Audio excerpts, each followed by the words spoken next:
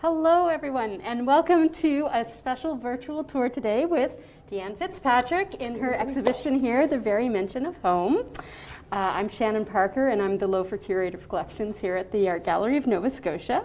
I've had the pleasure of getting to know Deanne and her work for a number of years. About this time last year, we were having a discussion about the curatorial process, actually. We were, yeah. And we were looking specifically at some of these pieces and having a great discussion. So it's really a pleasure to see you again. Thank you. I'm very excited to be able to walk through this exhibition with you and see some of your actual work in progress. Stop touching the art! I'm also super pleased to introduce Michael McCormick, our assistant curator here, and he's the one who did the actual curatorial project for this exhibition of Deanne's work around the gallery. So, well, many of you may be tuning in from near and far. The Art Gallery of Nova Scotia is located on Mi'kma'ki, the ancestral and unceded territory of the Mi'kmaq people. This territory is covered by the Treaties of Peace and Friendship, which Mi'kmaq, Wolastoqiyik, and Passamaquoddy peoples first signed with the British Crown in 1726. Every day we welcome visitors from around the world, and we are so grateful to live and learn on this territory in mutual respect and gratitude. And now let me give you, for those of you who don't know Deanne, I'm going to give you a bit of a brief bio because that's just what we do here. Yep, that's good. That's nice. Yeah. So Deanne is a fabric artist, rug hooker, and writer based in Amherst, Nova Scotia. You are widely recognized as one of the world's most prominent rug hookers. I have family in Ontario who are avid rug hookers and watch your work all the time. Oh, so thank you. Wonderful. Deanne was born in Placentia Bay, Newfoundland, and began making hooked rugs in 1990. Completely self-taught. You use rug hooking as a means of storytelling and find inspiration for your work from observations and memories of your own experience. Your artworks are widely collected. Clearly, we have some. And you also can be found in the Canadian Museum of History, the Nova Scotia Art Bank, and the Rooms. Yeah, so that's right. These are all really wonderful things. So that, I'm going to ditch my notes, and we're going to talk about some of the artwork, which is so going to fun. be ourselves now. Yeah. So first of all, tell me a little bit about this series, because this is very much a series that you produced, and you finished it, and you said, you know what, it needs to have a home. Yeah. And it does, because it's this beautifully thought out series. So tell me a little bit about what it means for you and kind of the image that you're pulling from. Okay. So this series is really about belonging, and I think almost every artist says that, which starts off, you know, so I don't want to start off on a really boring note, but it is, and I think sometimes we're caught between places. So I grew up in Nova Scotia. I grew up in Newfoundland, and I moved to Nova Scotia when I was 16, went back to Newfoundland until I was 20, and then have lived here ever since. And I still have this longing for home, but home is here now, so I get mixed up. So who should I be talking to? Shannon, you or people? I don't know. Anyway, let's just be ourselves. I'll talk to you sometimes, I'll talk to Shannon sometimes. Perfect. But so like this piece, I was on a beach somewhere far away, and I just thought, like, does the land ever miss you? Or is it, you know, and then of course there's that famous song, Will You Ever Heave a Sigh or a Wish for Me? And when I go home to Newfoundland, I feel like I belong, but I'm at a place, because nobody remembers you, and nobody you know, and the place doesn't remember you, but you are constantly remembering a place. Mm-hmm. And I find that so interesting. So that's where this comes from. I believe in beauty, and so I'm not trying to be more complex than I am. I just want to, do you know what I mean? Like I don't really feel I'm fully a folk artist either, because, you know, I'm educated. I know I'm not an outsider. I'm not, You're you know? a fiber artist. I'm a fiber artist. I'm just an artist, really. So like I love, you know, this. Am I allowed to touch this, Shannon? The artist is allowed to touch. Nobody else is allowed to touch. Really. But I love these waves. Like, I grew up watching waves every day, and I mean, who doesn't if they're around them?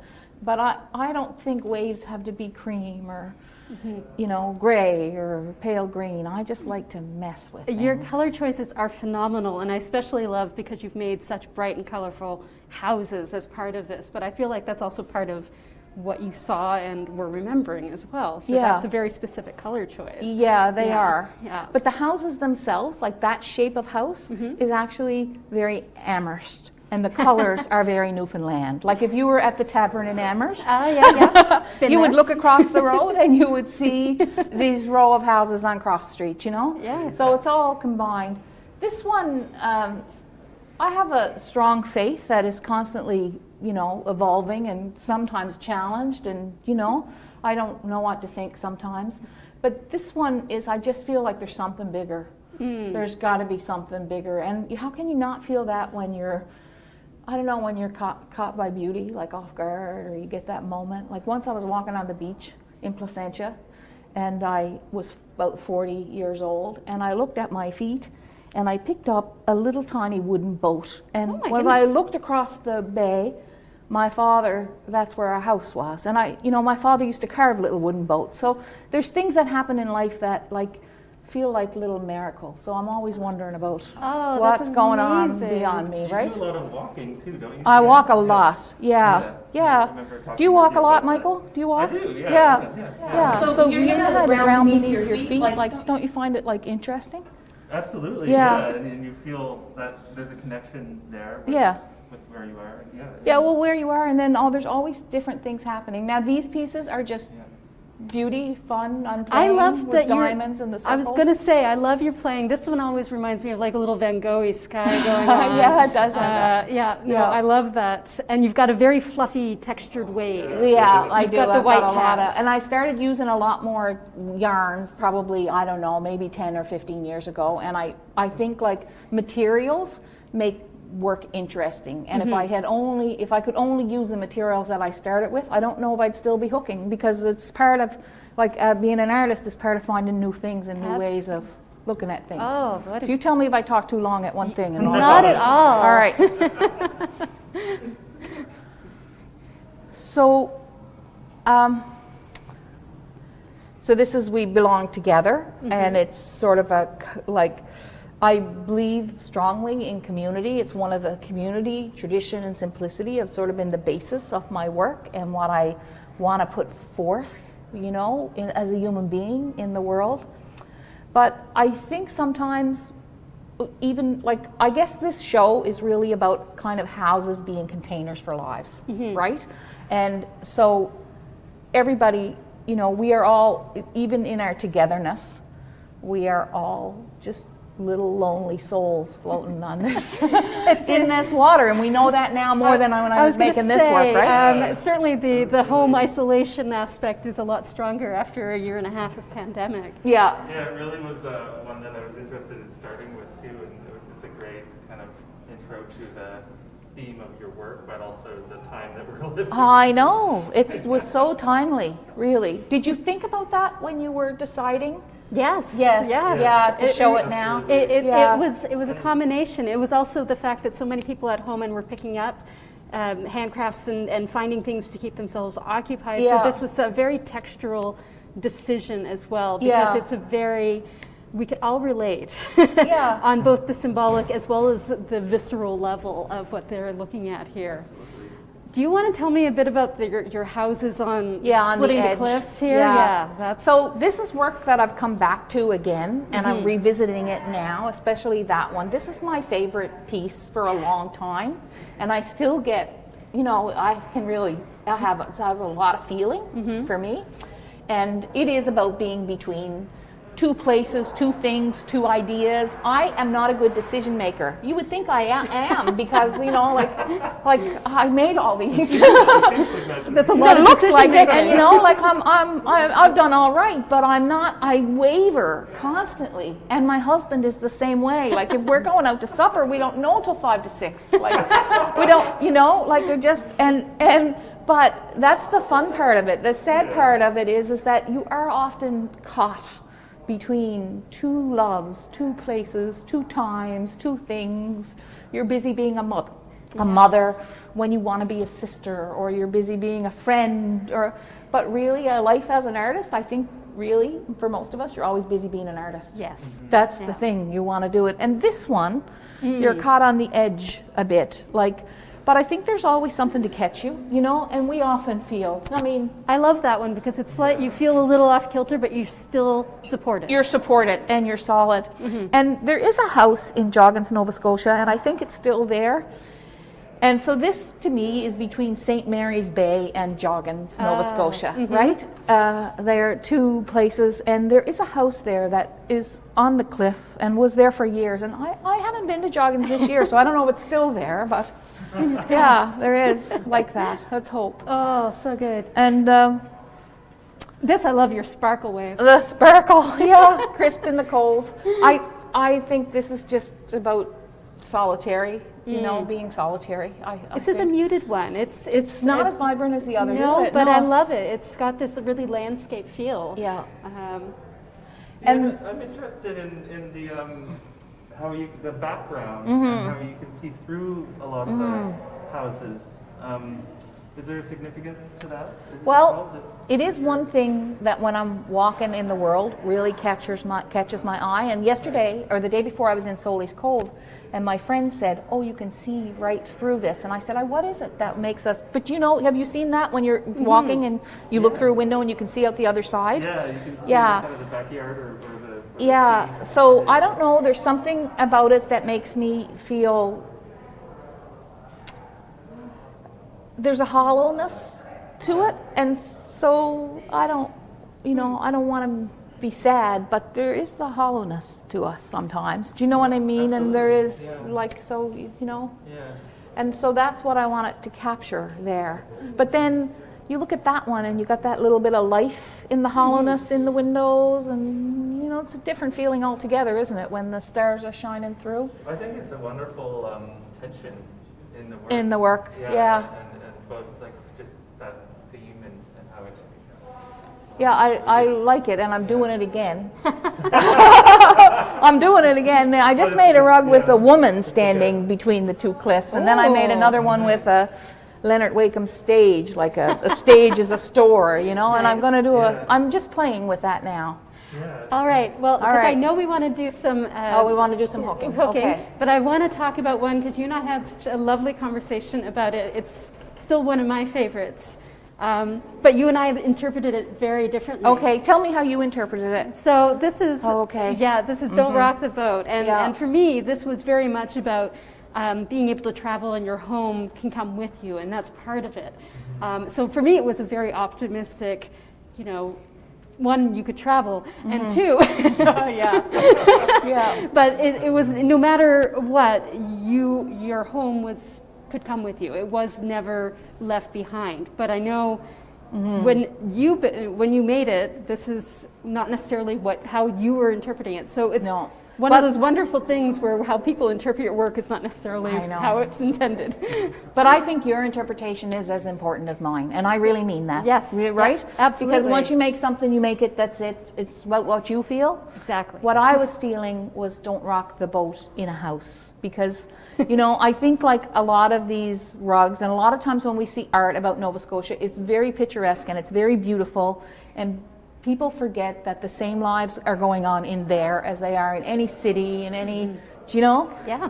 And so I think sometimes in a house we're in a dory, and we are isolated in our home sometimes, not for long periods, hopefully, but we are on our own. And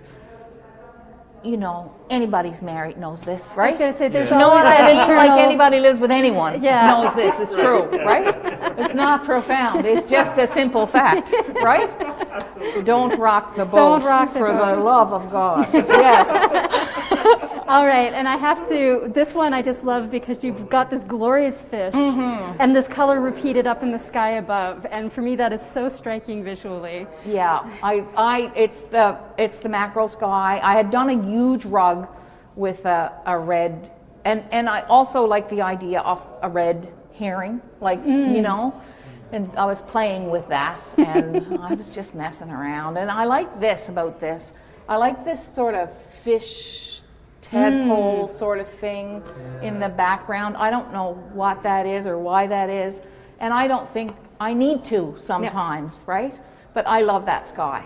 And so when you're doing something like that, do you plot out exactly what you're putting where in terms of, or just No, I'm it's just working organic? at it. It's a lot of it. Sometimes I might have a line. Like the other day, I was making a rug, and I had drawn, it was one of those ones between the cliffs, and I had drawn lines, and then I drew over the lines, and then when I went to hook it, I thought I'm going to hook in all of those lines, like all the and I just tried, and that when I'm like that, that's when I make really nice work, I think. I love and then that. you know what I mean. But when I'm like really planning it out, it's Yeah, way there's a more relaxed- rigid. A relaxed state of mind. you Yeah, would say? you want to get yeah. there, right? Yeah, Right. just like if you were in a garden, you know, if Yeah. you were gardening, right? Yeah, Same like absolutely, you, right? yeah. Wonderful. Yeah. And these are two, I just wanted, I was playing, so a lot of times you have little studies that you're working out ideas, and you can't, in this, because I'm using such big cuts of wool, I can't do a lot in small pieces. And these are these Amherst houses again, and the waves coming up to meet you, the waves coming up. And that's been a theme in my work for a long time, that, you know, I'm kind of a nervous person. You wouldn't know because I feel so comfortable here now, right? But I am kind of, and through different parts of my life, it's been, you know, like when your life is going good, there's this little worry that the wave, the tidal wave, will come to get you. I love, that's a good anxious tension. That's what? It's a good anxious tension. It's a There's little something dramatic. going on there. Yeah. And you know that this is a funeral song, right? Oh, yes. Let me fish off Cape St. Yeah, Mary's. Take that's- me back to my western This is a boat. mournful image. This It is Yeah. this is a separation image, and it is really powerful. It gives me goosebumps. Good, thank you. That's good. I just like, you know, like I'm happy if someone hates the work as long as they're feeling it, right? Yeah. I don't care. I- I just want you to connect with something or disconnect and know that you're disconnecting, right? Yeah. That's good. It doesn't, I just want people to feel something when they look at it. Oh, well, they certainly do. So part of today is, of course, you're going I wanna to show show you. us Yeah. some of your artistry in action. But no pressure, no anxiety. No, I don't get really nervous when I hook. I'm pretty good there. I'm pretty steady. You're a happy place. eh? Yeah. So, Shannon, Yes, your sister, what's your sister's name? Meredith. Meredith. Yes. What's Meredith working on? She, I'm not sure. She picked up one of your rug hook kits here. Yeah, good. And now she's waiting for a road trip because she's got some plans and wants to get some yarn, and Great. she's pretty darn creative. Are you so- coming with her, or is she I just hope coming so. on her own? Oh, great. All right, so I've just brought yarn with me today and a little bit of cloth. So I'm going to show you. Years ago, I really just worked with wool cloth when I started, and I would tear up old coats and sweaters and stuff. It's just not available now. So I import cloth and then I hand dye it. And I have a bunch of people working with me in the studio, so when I say I hand dye it, that is not really true, right? You have people. I have lots of wonderful people that I work with, including Angela, who's here today. And Hi, those, Angela. those of you who show up on the lives every week, you know Angela good. So basically all I did here was I took the cloth and I folded it, right? 4 times. And then I'm cutting it into strips, and I'm happy. I even like that sound, you know? It's a good sound. Sharp fabric scissors are delightful. They're nice sound. So I'm going to pull this into me, and I'm going to. So this rug that I'm working on are 3 women who I would say would be Mrs. Edna, who lived next door to me, one of my aunts, and maybe my mother. Though my mother never wore an apron, but you know it doesn't really matter, does it? She's in one now. We lie a little bit when we make art, I think, or tell stories, or you know, you have to. It's about making something beautiful, I think, for me. So I'm just hooking that cloth in there, and then I'm gonna bring the weight in. So basically it's a simple process. And I just want to show you this little kit here, because yeah, yeah. this little kit is only available on the Art Gallery Nova Scotia website. I don't think we have it on our website. So if you go to the Art Gallery Nova Scotia and go to the shop, they have lots of our beginner kits if you want to learn. And kit making was a thing that I started doing as a business so that I could be an artist, really. It was that or get a job when I first started. So I decided to do that, and the Art Gallery Nova Scotia gift shop has lots of kits. Yes. On their website. Yes. Or if you want to drop down and pick one up. I was going to say, we can ship anywhere, or our shop is open as our gallery hours are, and we're free for July and August. So You're come on free. down. You can come to the Art Gallery. You can come to the Art Gallery for free. anytime. Thursday, we're open Thursdays through Sundays. So That's great. Yeah, it's Yeah, exciting. I love it that it's free for the summer, because people have been cooped up and We need an excuse, and coming Yeah. to see some artworks and air conditioning. It's been a hot summer so far. yeah. And people will feel like people who might never come will come, because Yeah. it is Absolutely, makes it's it really removing accessible. a barrier, and we love that. Yeah. So. I'm going to bring this yellow over here. So the brown in the middle here is a curly locks yarn that we used. Then you just clip off the ends. Oh yeah. Right? And this yarn is Briggs & Little, and it's milled in New Brunswick, so I love that. Our wool cloth comes from Europe. It's not something that we can get here. There's very few mills there's only one, I think, in North America that mills wool cloth. But there are still some yarn mills. Now I need a bit of bright green to put in there for that little flower. You make this look so easy. It is really easy, you know. It's so easy to do. It's just, to do it, you have to sit with yourself. That's not always easy. Not always. Sometimes it's meditative. Sometimes it's distressing. That's right. Exactly. Thank you. Good words. Good words, But and you're true. working through things too. You can. Right? Yeah, So it can be very meditative. And once this woman came to my studio, and she told me that her mother liked really complicated knitting patterns. Because in really complicated knitting patterns, she was not able to think. Yes. Right? Oh. And I thought that is true, right? And then some people like things that are easy and you don't have to think too much, so that you can think. Absolutely. Yeah. Okay. So there's that. So Angela, do we have some of our regular guests here today? We do. Great. Thank you for coming out, everybody. I appreciate it.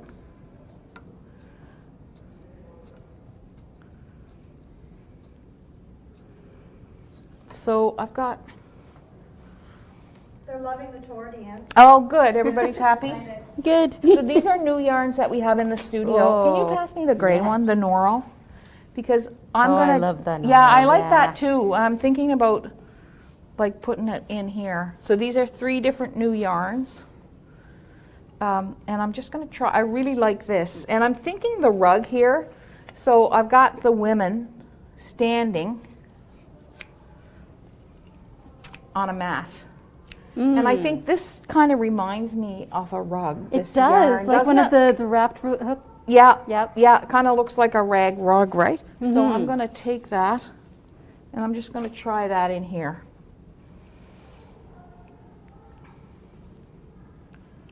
Let's see. Now, novice question: when you're Yeah. pulling it up, are you pulling it up through like every No. possible block, or just as it fits? No, every second or every third. Okay. Yeah.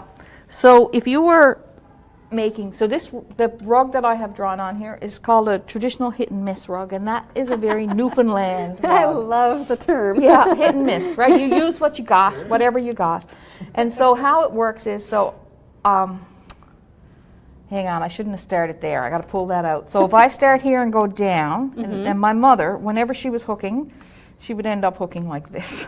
She just, no matter what you gave her, she would end up hooking hit and miss on it, because she just loved. So this one will be striped this way, then this one has to be striped across. Oh. So it's a little bit of a I like that. It's a light, nice woven easy pattern puzzle. kind of going Yeah. in. Yeah. And I'm thinking that color will look really great in here. But you can't be putting them all in the same place, like all the gold No. can't. I gotta mix it up. So this is a really simple, really traditional design. And it's common in Newfoundland, but it may also be common in Nova Scotia. I don't really know. Yeah. I don't know. Do you have any in the collection? Any old ones? We have a couple of old ones, and I'd have to look at them more closely, or See maybe if have they're you come look striped. at them. Yeah, I'm curious about them. You know, my favorite rug in your collection Is the Campbell soup one? Oh my gosh, I love it. It's me too. I love that rug because very- I just didn't barely get the feeling that he was thinking about Andy. I know. Warhol. You know, I don't and know. yet, Like, but or is it just what they had in their cupboard? And we it's thought, just well, what they had. I don't know, but I it's just wonderful. I know. I love that rug. It's just, it's such a great rug. Yeah. So I'm gonna. There's such a diversity of, a variety of methods, and from like Shetty Camp There is. down to all different parts of the province, but Yeah. also throughout Yeah. Atlantic Canada as well. And Pre-pandemic, I got a chance to work with a PhD student from out in BC who was going around and looking at all the different rug cooking traditions around Nova Scotia. Oh, and Ashley. Yes. Yeah, Yes. right. I remember. I met her too. Yeah, I think when she was first going, I was like, "Here's all the people I know of that you need to talk to." So, Thank you. Yeah, she was doing her thesis. yeah, Master's thesis. So It's getting studied more, eh? it's, you know what, they're starting to see a lot more of women's craft and traditions as the artwork that it often is, as opposed to, oh, well, here's something Buddy carved when he couldn't go fishing for a week. So Yeah, it's coming. It's well, coming. and I think it's, again, you know, change in dynamics of you have more women in the curatorial roles and recognize kind of the artistry that goes into some of this. One of the things I was wondering, and I don't know the question of, but I don't know, but I just wondered if there were Indigenous women who hooked. And that's a great question, and I would be really surprised if there weren't, or if there Me wasn't, too. because I mean, with the basket weaving Yeah. and the beadworking, Yeah. the close ties that they had with a lot of the communities. Yeah. I would 'cause- love to see, I would love to see some of the designs, the original. Yes, you know, well, I that mean, we people have made. the beautiful quill-worked chairs that Jordan Bennett then used to create the designs Yes. from that, and I love that because it shows the complex design patterns in the Mi'kmaq culture, and whatever form that's translated to, it's pretty amazing. So. And the colors as well. The colors are so striking and Yeah. different, and as someone who's worked with a lot of artists across Southwest in particular, all the different colors, very different color palettes though than you have here. So, and design aesthetics, which is very cool. Yeah. No, I'm interested. I want to know more about that. I'm very well, if curious. anybody out there knows, Yeah, if anybody knows, tell us. Tell Like, us. we want to know. yeah, this is Yeah. I don't believe we have any hooked rugs from Indigenous artists in our collection. No, but we've only slowly been adding hooked rugs, kind of here and there over the years with some push. Sometimes it's just because they're not available or weren't kept and they were used. That's right. That's often the big thing. So They're- finding them in great condition is unusual. Yeah, it's rare. And somebody has to identify them of value. So kind of Yeah. like the early days of, people collecting Maud Lewis and having 40 of them up in the attic and then forgetting about them. So Yeah. Yeah. So Deanne, Gail from BC is telling us that the Indigenous people knit. In her community? Yeah, Oh, okay. Yep. Yeah. but Okay. no rug cooking yet. No rug cooking yet. I'm anxious to know about, like, in Nova Scotia in the 20s and 30s. I'm sure that. I guess, it was like a. Well, there's a lot of small communities, and sorry, women are Sharon. always, getting together. Yeah, and sharing things, and Yeah. it would surprise me not to have that in some of those communities. Yeah. So, And going through the phases of